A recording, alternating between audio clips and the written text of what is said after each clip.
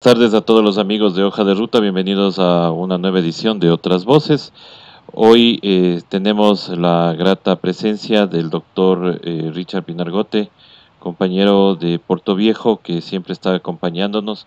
Y que bueno, vamos a hacer el anuncio oficial, nos va a acompañar vía Skype todos los jueves a esta hora para obviamente tener los análisis desde el área médica.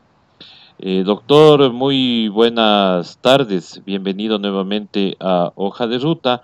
Hoy invitándole porque, bueno, hoy es una fecha para recordar a que hace 4 años tuvimos una desgracia en este país, pero tuvimos la suerte de que teníamos al frente líderes que sí se hacían cargo de, en este caso, de la emergencia que se presentó luego de este infausto suceso. Muy buenas tardes, doctor. Hola, ¿qué tal? Muy buenas tardes para todos los amigos de Hoja de Ruta. Para mí es un gusto, un placer poder estar compartiendo eso. Y la verdad que acá en Manabí, y bueno, me imagino que la parte sur de Esmeralda, hoy día es un día muy especial, 16 de abril. Son los días que quedan marcados para nuestra existencia. Y viviendo el penoso recuerdo de lo que nos pasó y a la vez también tratando de llevar adelante esta cuarentena que muchas veces el gobierno nos la complica mucho por las medidas, las decisiones que toma, ¿no? Claro, es una fecha como diría, muy dolorosa, pero al mismo tiempo recordamos y qué feas son las comparaciones, como siempre he dicho, pero comparando con lo que estamos viviendo ahora, obviamente no tenemos ahora a alguien al frente. Sí, la verdad es que sí se siente que no hay una cabeza visible que tome decisiones que vayan acordes a la emergencia sanitaria que está llevándose adelante en Ecuador y en el mundo entero, porque no solamente es un problema que nos atañe a los ecuatorianos, sino obviamente al resto de países y que de una u otra manera, contando con un liderazgo firme, podría también ser parte de la solución, porque recordemos que la mayoría de los insumos que necesitamos, incluidas las pruebas y todo ello, lastimosamente no tenemos una producción nacional, tienen que venir de afuera. Entonces, al no tener un liderazgo claro, motiva de que haya, incluso existiendo el dinero, que creo que no lo hay, incluso motiva de que estemos por momentos desabastecidos y las vías que deberían servir de utilidad para poder traer todo eso de una forma rápida y de una forma muy precisa, obviamente que no esté ejecutando. La verdad es que uno no sabe ni a quién reclamarle, porque por un momento está alguien tomando la batuta, luego está otra persona, entonces la verdad, ni siquiera sabemos a quién poder reclamar, eso es lo peor de todo. Claro, o sea, no tenemos a quién reclamar, como bien dice doctor, pero lo preocupante es que, a ver, ayer el señor presidente da un mensaje indicando, inclusive hasta retándonos a los ecuatorianos, retándonos, como dicen en la costa, es reclamándonos, Exacto. retándonos ahí diciéndonos que él es el que manda, él es el presidente y agradece a un sinnúmero de personas, pero hasta ahora no llegan las pruebas de las 2 millones que dijeron, de las 200.000 después, y ayer también la señora María Paula Romo dice que recién están esperando que lleguen, hasta cuando lleguen, la cifra de fallecidos está pero desbordada. Exactamente. El mensaje de ayer fue medio contradictorio y uno lo toma como aquel mensaje que se dice, dime de qué presumes y te diré de qué padeces, porque realmente no entiendo por qué un primer mandatario tiene que decir que es el primer mandatario y que él toma decisiones, ¿No? salvo que no lo sea y no las tome, primera cosa. Y luego esto que yo lo tomo como una, o al menos yo lo veo como una tomadura de cabello, esto de que nos digan que vienen pruebas, que vienen tanto número, etcétera, y que a la larga no se concrete, ya pasó de ser cansino y molestoso a ser hasta un poco indignante, la verdad. Porque, nuevamente, lo que yo digo, que en un caso de emergencia, lo que mejor tiene que brillar es lo que se llama la información. Y una información real, contrastada, y una información, pero sobre todo, desde el punto de vista oficial, certera y verdadera. Si a usted, la fuente que debe de darle ese tipo de información, me estoy refiriendo al gobierno, le falla y le miente constantemente, lo que está ocurriendo acá, en definitiva, es que ni siquiera esa fuente que pueda hacerlo confiable, una la pueda tener. Por ende, cualquier cosa que me diga el gobierno, incluido las cifras de las personas que tienen casos positivos, las personas que fallecen, yo entraría en tela de duda, y obviamente entraría a considerar que hay un sesgo importante, justo por estas condiciones. Claro, y escuchándole al presidente, usted, doctor, ¿se convence eso de que se reúne a las 4 de la mañana con su equipo de trabajo? Porque al parecer ni siquiera se ponen de acuerdo en lo que tienen que decir, ¿no? Ujú. Yo la verdad es que a él primero que nunca lo vería como una persona que se levanta a las 4 de la mañana a reunirse por algo. Sí, pero independiente, puede ser a las 4 de la mañana, a las 11 del día, a medianoche, a cualquier hora, pero que se vea que están trabajando y que se toman decisiones. Porque a mí no me sirve de nada que él me diga que se levanta a las 4, a las 3, a las 5, a las 7, a lo que sea, pero no se ven resultados. O sea, es secundario si se reúne a cualquier hora. Lo real es que no se evidencia que están existiendo buenos resultados para tomar decisiones correctas. Eso es lo verdadero. Y yendo a lo real, ¿cómo siguen trabajando los doctores, los médicos, las enfermeras, laboratoristas? ¿Cómo están trabajando ahora en la primera línea al saber que hay 1.600 contagiados solamente del sector de la salud? Mire, yo le puedo hablar acá a nivel de Manabí, sobre todo en los hospitales de Puerto Villos y Manta, donde en determinados hospitales sí están entregando lo que se denomina los EPP, o sea, equipos de protección personal, pero de una forma limitada, ¿sí? Y equipos que deberían ser desechados en máximo 2 jornadas de trabajo, o sea, 2 días me refiero. Esos equipos deberían, los entregan para que duren una semana o hasta 15 días. Entonces, muchas de las personas que están en primera línea, lo que están haciendo es gastando de su dinero para su protección, ya que se están dando cuenta que si no lo hacen, igual van a correr el riesgo de enfermarse. Y nuevamente, el problema de por sí no es tanto enfermarse, sino también enfermar a la familia de uno, donde puede haber gente muy susceptible de que el COVID-19 les atente a su vida incluso. Así que en primera línea hay muchos hospitales que sí están recibiendo, no en la cantidad que debería ser, ni a todo el universo de personas que están involucradas. Porque, ojo, por ejemplo, se les entrega a la gente de laboratorio que toma el hisopado, todo el equipo, me parece perfecto. Pero a los médicos residentes que trabajan en el triaje, les dicen con una mascarilla es más que suficiente. Perfecto, está bien, que sea así. Pero cuando vemos que el vicepresidente llega, y él es vicepresidente, ni siquiera está en primera línea, y está forrado con las gafas protectoras adecuadas, con la mascarilla N95 adecuada, etcétera. Entonces, ahí vienen las contradicciones. ¿Por qué para una gente sí, que no está en primera línea como tal, y para que otra gente no, que sí está en primera línea, no se le da? Entonces, esas cosas entran en el absurdo. Y hay hospitales acá, fuera de Puerto Villos y Manta, yo le puedo hablar de El Carmen, yo le puedo hablar sobre todo de Jipijapa, donde recién, en el caso de Jipijapa, esta semana llegaron con insumos. Pero en esta semana, cuando ya tenemos pasando más de un mes desde que estamos metidos dentro de todo esto, incluso en Jipijapa, con cifras, hablando con un concejal de allá, que se llama el doctor Washington Vázquez, que lo hace popular en las redes, donde él presume y cree, por el contacto directo, él es médico y está en contacto directo, que las cifras de pacientes que han fallecido por esto no se acercan ni a lo mínimo de lo que dicen las cifras oficiales. Entonces, estas cosas son las que uno, la verdad, los pone en un estado de contradicción.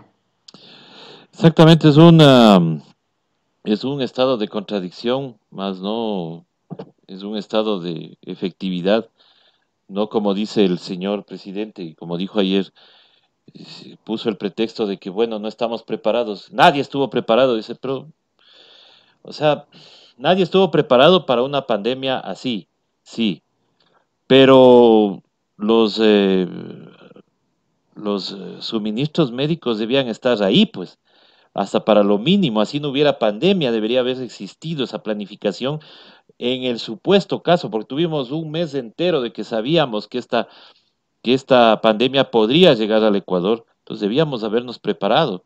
Y sin embargo, ayer el ministro de Finanzas dice que se ha dado cualquier cantidad de dinero al área de salud y que no falta nada, ¿no? Este, puede ser real de que ningún país puede estar preparado para una de estas pandemias, pero vemos el actuar de muchos países y nos damos cuenta que a pesar de no estar preparados, de una u otra forma han paliado para evitar que las cosas se salgan de control, como lo que ha pasado aquí en Ecuador, sobre todo en Guayaquil, que es un ejemplo de lo que no se tiene que hacer, de cómo no se debe de actuar y de cómo la inacción del Estado y del gobierno local ha hecho que se tengan las cosas que están pasando allá y que no necesitan siquiera mencionarlas mayormente porque todos sabemos lo que está ocurriendo allá, todos tenemos familia allá, conocidos allá, y no necesitamos que el gobierno nos invente eso de que hay una guerra de fake news, porque sabemos que es la realidad. Entonces, ningún país está preparado. Sin embargo, las condiciones se tienen que dar. Y en el momento que comenzaron a darse los casos, como bien manifiesta usted, debería comenzar a actuar de una forma más enérgica.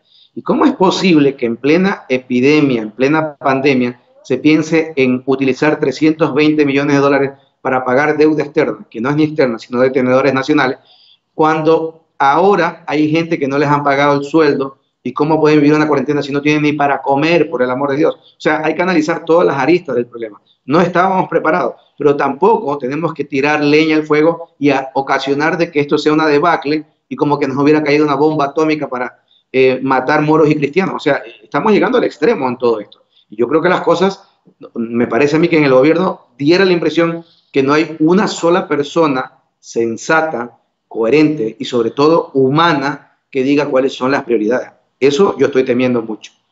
Claro, y eso es lo que vemos todos, ¿no? A nivel general. No vemos que haya una declaración, por ejemplo, apegada a la realidad. Tenemos una persona en Guayaquil que recoge cadáveres, que es gerente de un banco público, con muy buenas intenciones, digo yo, porque o sea, no cualquiera se mete a esa infausta labor, pero sin embargo no nos están diciendo la verdad, o sea, no hay una declaración verdadera, e inclusive quieren hasta, no sé si, cómo llamarle a este tipo de comunicación, pero por ejemplo realzan que una persona solidariamente esté entregando ataúdes, cuando ese debería ser el deber del Estado, pagarle a esa persona para que nos provea de de estos ataúdes. Entonces, cosas como esas sí nos preocupan mucho y el tema de salud también, porque seguimos viendo, por ejemplo, en Riobamba, no sé si usted vio, doctor, en Riobamba se les escapó un paciente ya declarado con COVID-19. Se les fue del hospital del IES y le fueron siguiendo hasta su casa. Cuando se bajaron las personas de la ambulancia, era terrible verles que se habían puesto fundas de basura en en los zapatos.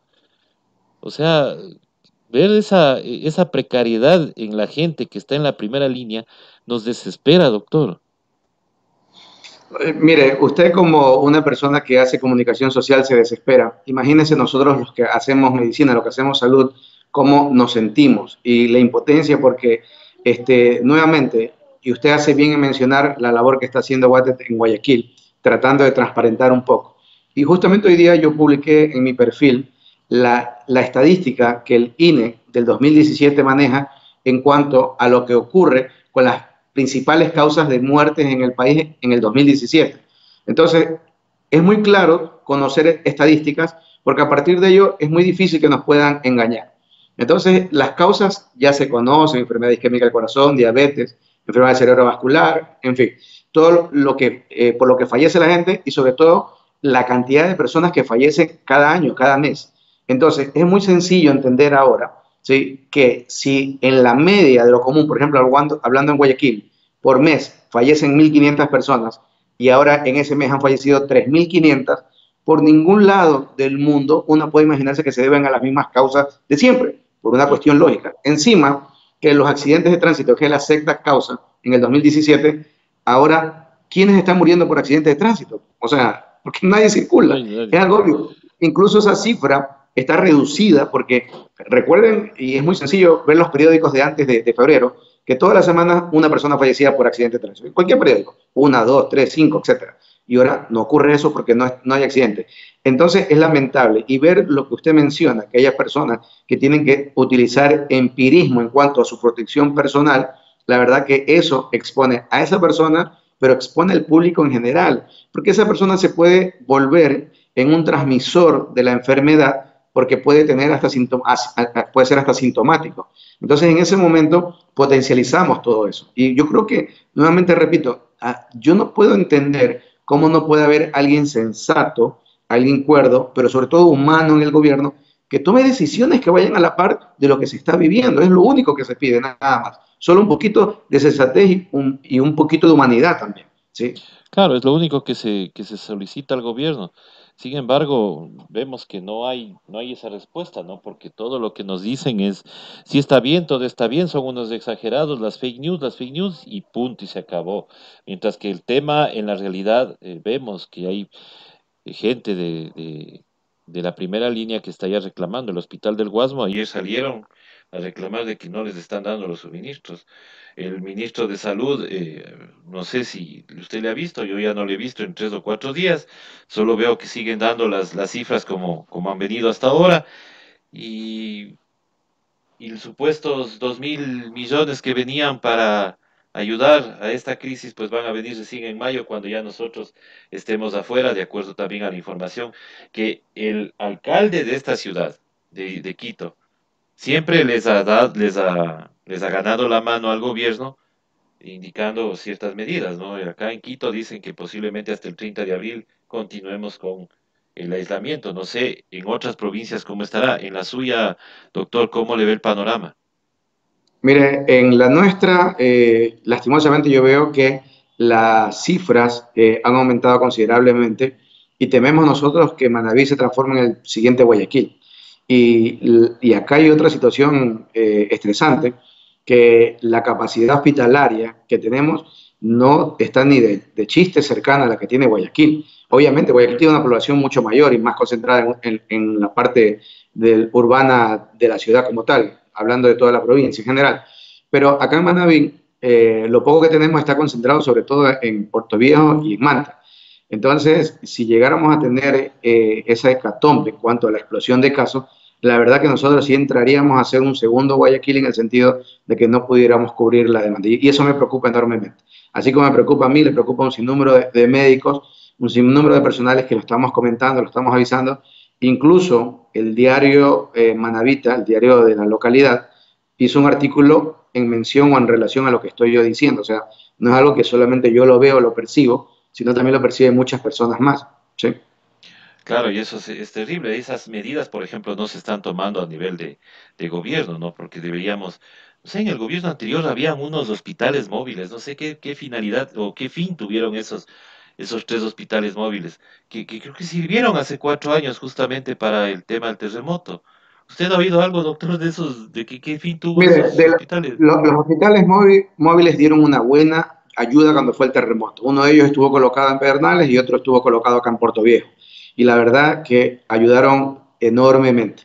Ahora, tenía entendido que uno de esos hospitales móviles estaba funcionando en Pedernales y estaba supliendo la falta del hospital básico que deberían haber construido y que tengo entendido que todavía está en proceso aquello.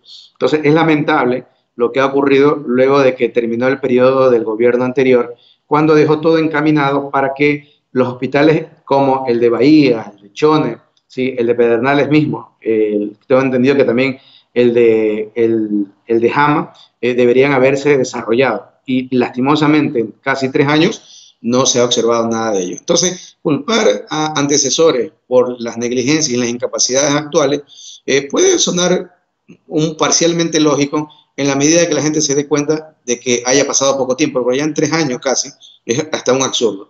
Y uno de ellos de los hospitales móviles estaba en Pedernales.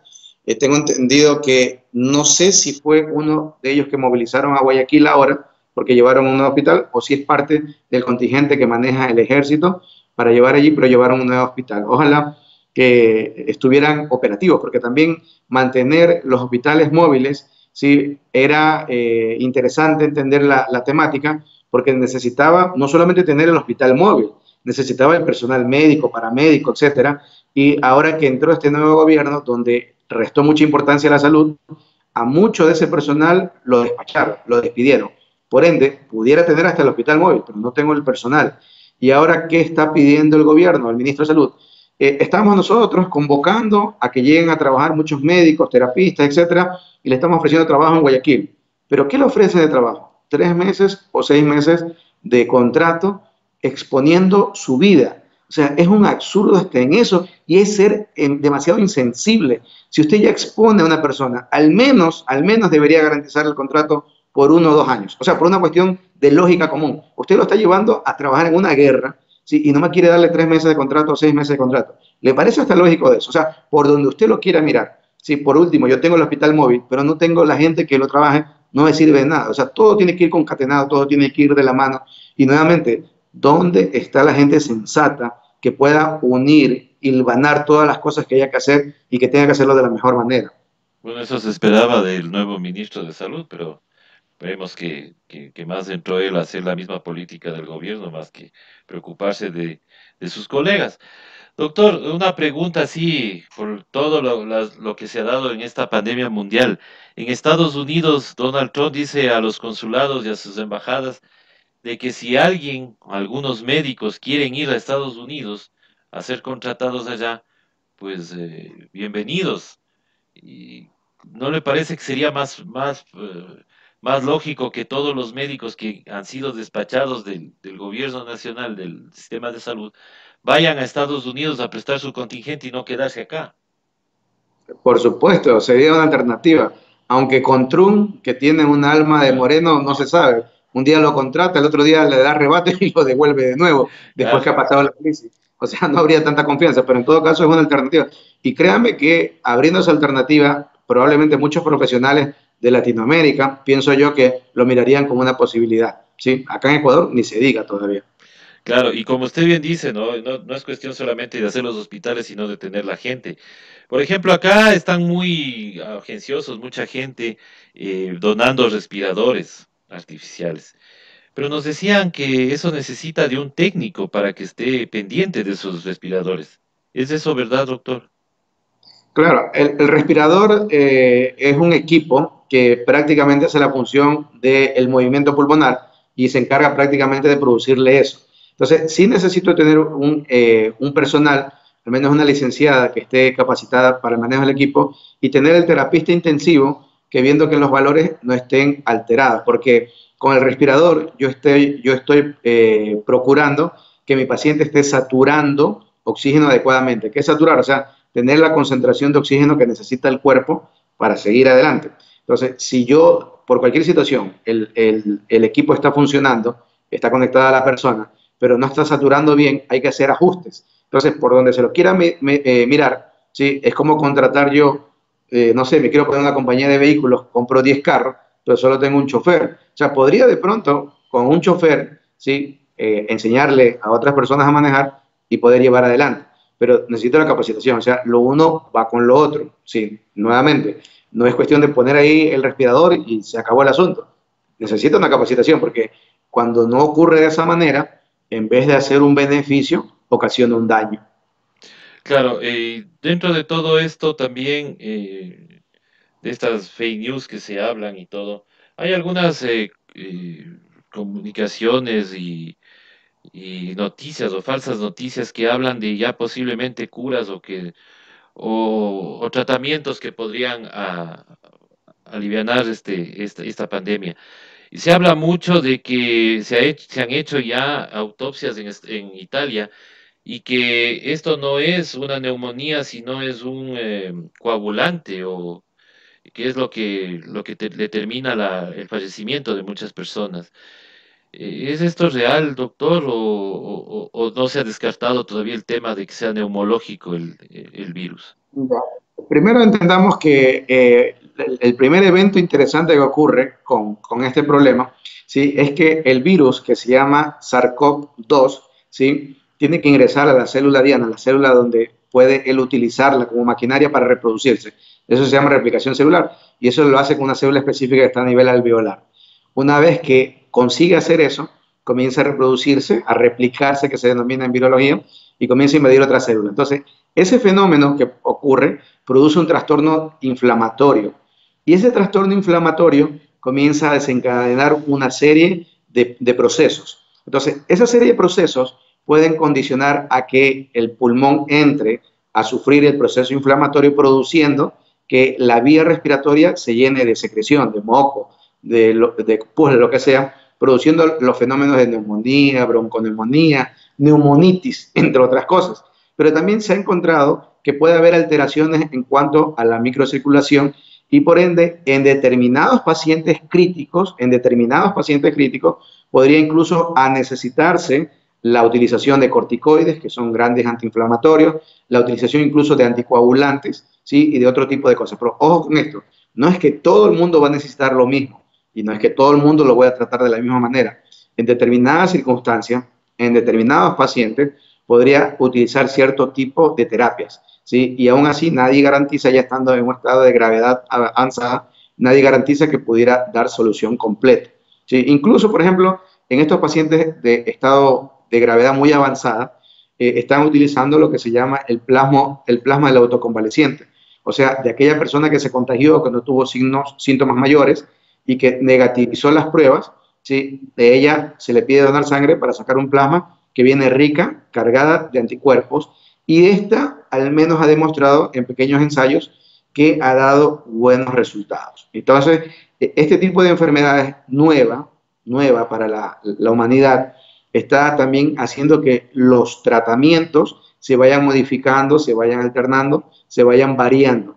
Entonces, sí, cada día se escribe un capítulo nuevo en cuanto al combate del problema, y lo que dijeron a nivel de Italia, estos patólogos que investigaron, sí pudiera tener asidero con ciertos pacientes, pero ojo, no todo el mundo fallece de lo mismo, por si acaso. O sea, fallece por el problema, pero algunos hacen distrés respiratorio, otros hacen una falla de bomba cardíaca, en fin, van aconteciendo algunas cosas. Incluso hay algunos que tienen trastornos neurológicos, ¿sí? Neurológicos asociados al COVID-19, que se denomina neurocovid-19, y estos trastornos también pueden conllevar a que aumente la posibilidad de muerte, ¿no? Sí, Claro, o sea, hay diferentes causas y se debería tratar de acuerdo a cada uno de los pacientes. exactamente. Es por eso que se pide, obviamente, que no salgan de casa, pero para que no se contagien, porque cada quien puede tener una patología diferente. Ahora, doctor, nos están preguntando nuestros oyentes, si dice si usted conoce por qué se demoran tanto en calibrar la máquina donada por Laboratorios Roche. Yo me imagino, una, porque no está acá la máquina, primera cosa, porque calibrar la máquina es cuestión de horas nada más. O sea, si tengo el técnico y la máquina está competente, solo calibrarla, cuando yo calibro algo es como cuando yo agarro la báscula para pesarme. Entonces yo agarro la báscula para pesarme y siempre tengo que poner la línea en cero. Eso se llama encerar. Entonces con la línea, porque si no está en cero la que me indica el peso, estoy dando un peso irreal, pues no. Imagínense que estamos movido un kilo, en el momento que me peso tengo un kilo de más y está irreal el peso. Entonces cuando yo tengo una máquina, tiene que calibrarse, tiene que hasta cierto punto encerarse para saber que los valores que me va a dar son fidedignos. Pero la calibración en la mayoría de equipos con el personal técnico adecuado es cuestión de horas, salvo que la máquina tenga un defecto muy horrendo o que la máquina no esté allí. Obviamente que ahí sí no la puedo calibrar, porque nuevamente eso es cuestión de horas. Ahora, es un absurdo que solo Roche tenga autorización para hacer pruebas cuando hay unas 2 o 3 empresas más que pueden hacerlo, y hay trámites burocráticos dentro de las secretarías encargadas para esto que no permiten que avance eso. Nuevamente, aquí en este país cada quien trabaja para su lado y cada quien trabaja para un país diferente. Y nuevamente, por eso se necesita el liderazgo para coordinar todo tipo de cosas y las acciones se lleven a un solo frente. Y eso es lo que no tenemos, lastimosamente. Claro, lastimosamente no tenemos y bueno, hay otras preguntas también, doctor. Nos dicen que ¿qué hay de cierto del dióxido de cloro que también se está hablando y había hasta hay una declaración de un profesional alemán que creo que reside en Argentina. Mire, eso para ser honesto toca casi al espectro del bulo, ¿sí? Y hay que tener un poquito de conciencia en eso. El personal alemán, él no es médico por si acaso, y Ujú. él viene trabajando con dióxido de cloro mucho tiempo. Pero el dióxido de cloro, así como que podría servir, no podría servir para nada. Y yo me explico. Si yo tengo a 100 pacientes y le comienzo a dar, por ejemplo, quinina, me voy a inventar cualquier cosa, pimienta. Ayer hice un experimento con pimienta. Tengo a 100 pacientes y le doy pimienta a los 100 pacientes. ¿Sí? Voy a ver que 80 de esos pacientes mejoran. ¿Sí? Y voy a ver que los 20 pacientes van a tener que ir a un hospital, quizás 5 se pongan muy mal, pueden hasta fallecer, de 100 pacientes. Entonces, yo en el primer momento que diré, la pimienta me sirve para tratarlos, en ese primer momento. Pero para yo tener una respuesta clara, tengo que hacer un estudio comparativo a doble ciego, con todos los estándares de calidad, para decir que si yo agarro un grupo que recibe pimienta, un grupo que no recibe pimienta, en fin, veo que definitivamente el grupo que recibe pimienta tiene más gente que se curó o se sanó frente al otro grupo que no recibió, y digo, esto como que puede ser real. ¿Sí me explico? Entonces, con el dióxido de cloro no tengo ese tipo de estudios. Entonces, la verdad que frente a la posibilidad de que algo sea empírico, que hasta podría ocasionar daño, es mejor no tener o tomar en cuenta aquello. Le pongo otro ejemplo. Acá en Manabí comenzó a circular un fake news de que el agua de mar tomada serviría para prevenir el COVID-19. ¿Y qué comenzaron a hacer? Comenzaron a vender bidones de agua de mar a $5. Encima de que el agua de mar que va con el bidón y es gratis, o sea, no tiene que pagar nada. Comenzaron a vender a $5 agua de mar. Entonces yo en los videos que hago digo, es una estupidez tomar agua de mar, porque primero le va a pulverizar los riñones, va a entrar una suficiencia renal. Entonces, no le va a dar COVID, porque ni siquiera va a llegar a COVID, va a tener insuficiencia renal, va a estar morir, y el COVID ni siquiera le va a llegar por esta razón. Entonces, son tantas cosas que aparecen, y lo que uno siempre recomienda es que procure la gente tener la menor cantidad de información, hasta por un estado de bienestar mental, en todo sentido. Entonces, procure tener la menor cantidad de información, pero sobre todo la poca cantidad de información que sea una información contrastada de alguien que puedan confiar y de alguien que tenga principios y ética, que también es importante en estos casos, ¿no?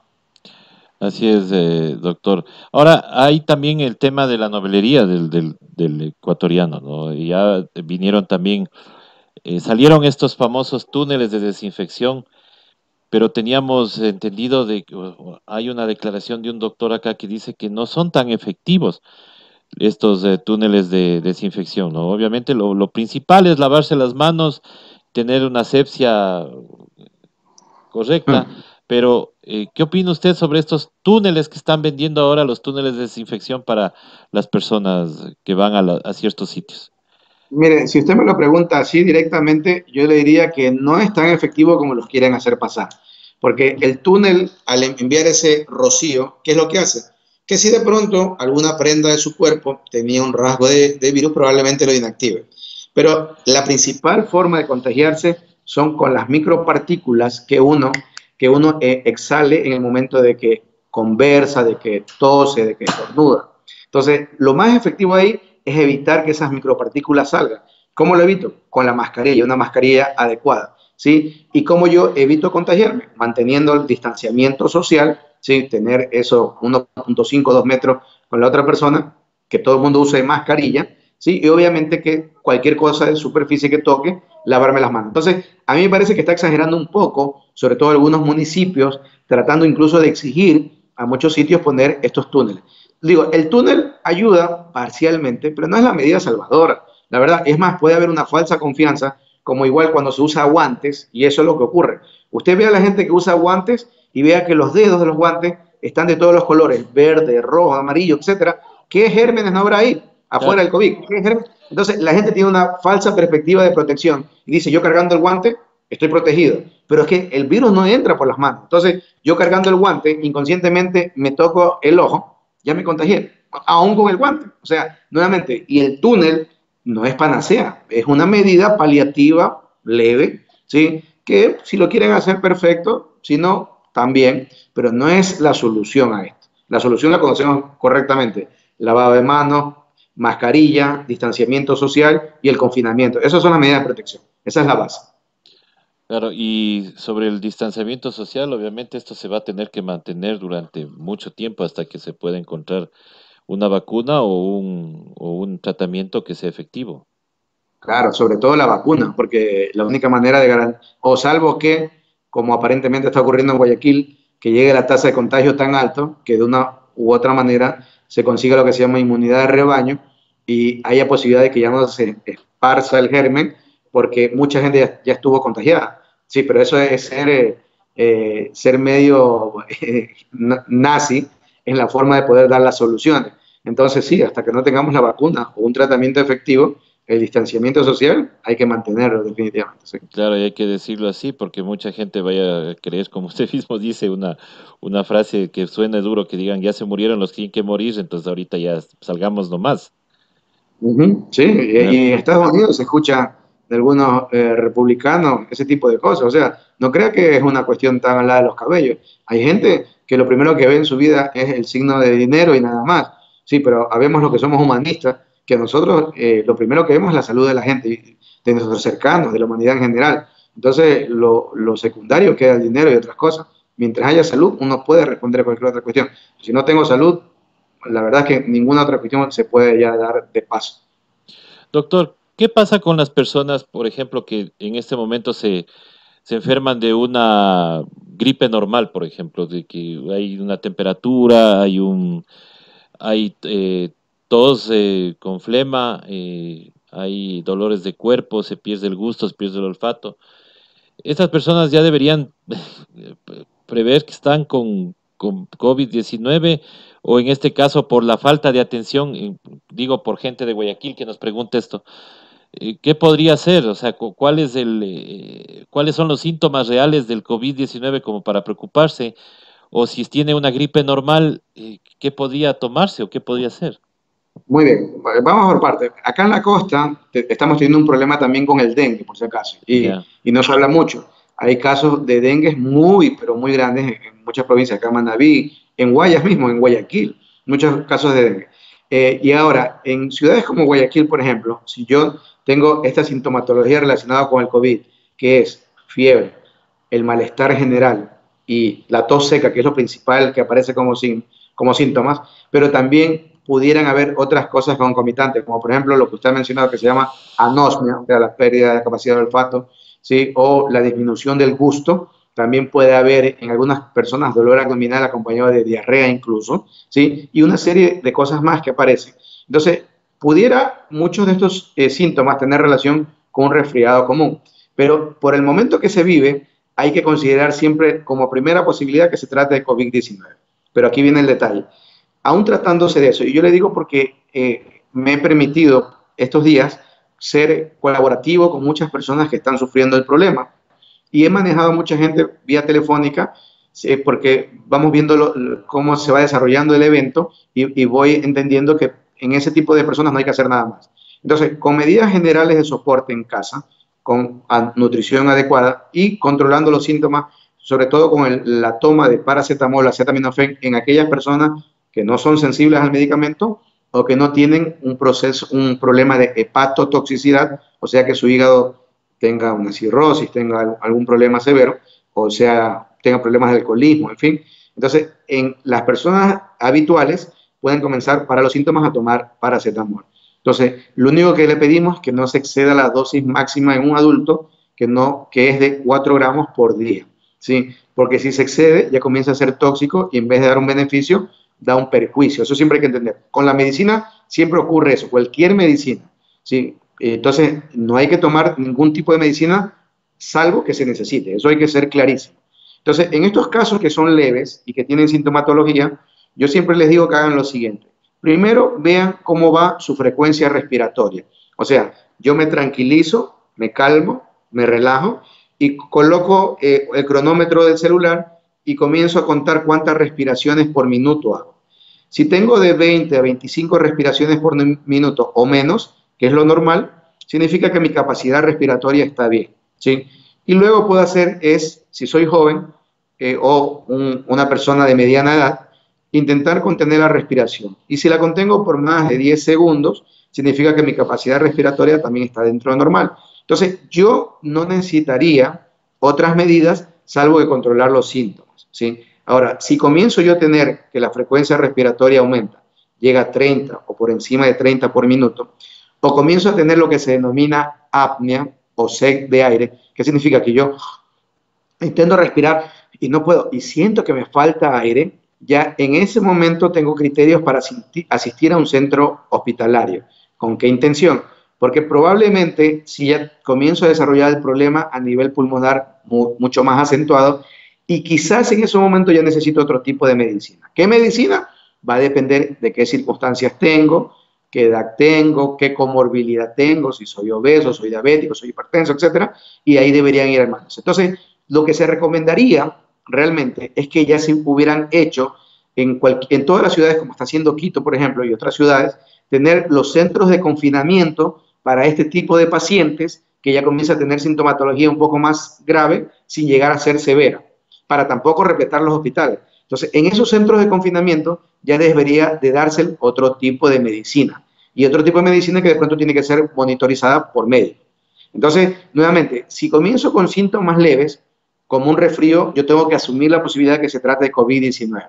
Entonces, mientras lo pueda controlar en casa, yo me quedo en casa. Más gano estando en casa que yendo a un hospital donde si no tuve COVID me voy a contagiar y donde si tengo COVID en ese momento, por no ser un cuadro severo, no me van a dar mayor importancia y habré perdido dinero y tiempo.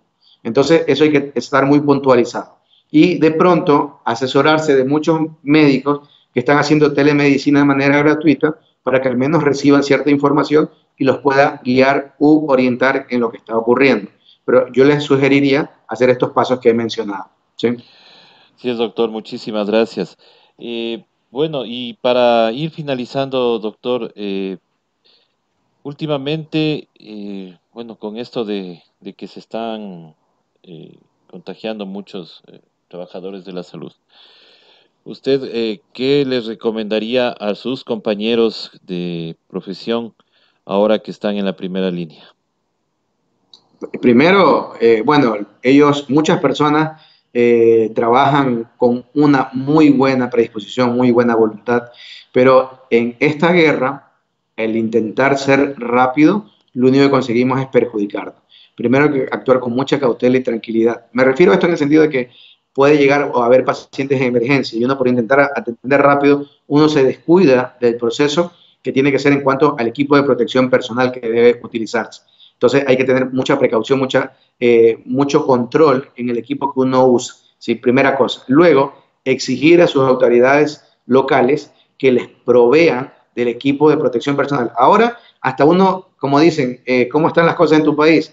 No me puedo ni quejar. Y claro, pensaría que está bien. No me puedo quejar porque me llevan preso. Entonces, hay que hacer alguna forma de uno poderse quejar si es que las cosas no van marchando bien, porque si no me provee del equipamiento necesario, la verdad es que estoy siendo un tonto útil mi salud y la salud de mi familia, y no debería ser así.